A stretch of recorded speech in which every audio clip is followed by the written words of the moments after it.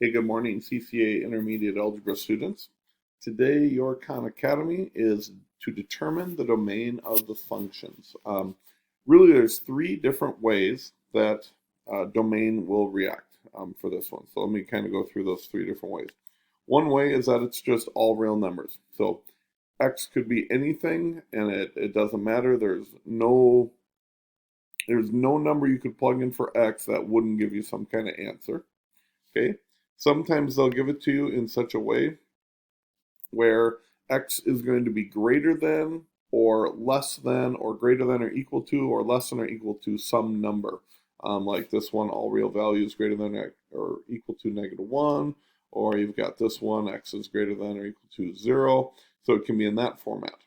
Or sometimes it's almost this one right here where it's all real values, except for one number. So sometimes it can be everything but this number, or it could be everything but this number right here.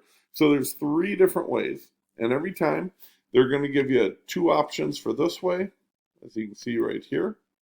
They're going to give you two options for this kind of range of numbers, okay? And they're always going to give the option of, hey, it could just be all real numbers, okay?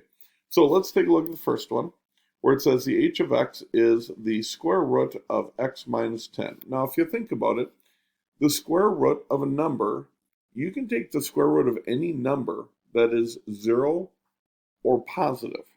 You just cannot take the square root of a negative number, because if you remember, right, if you think about the square root of -25, what times itself equals a negative? Is there anything that times itself equals a negative? Well, no, there's not. So we need this little expression right here to equal at least 0 or more.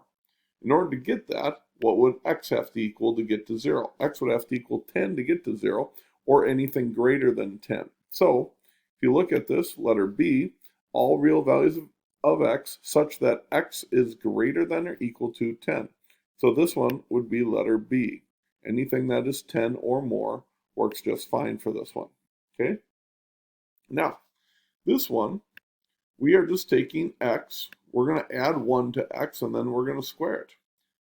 Can you think of a number out there that you can't add 1 to and then square it, and it comes up with something, whether it's positive or negative, no matter how big or how small? Can't we add 1 to it and square it? Yeah, we sure can. So in this case, there is no number that causes an issue. So this would be in all real values of x. Okay. That brings us to our third type of problem, this one right here. Now, numerators. This is just a good little thing for you to remember. Numerators. Can numerators equal positive numbers? Hopefully you said yeah. Can numerators equal negative numbers?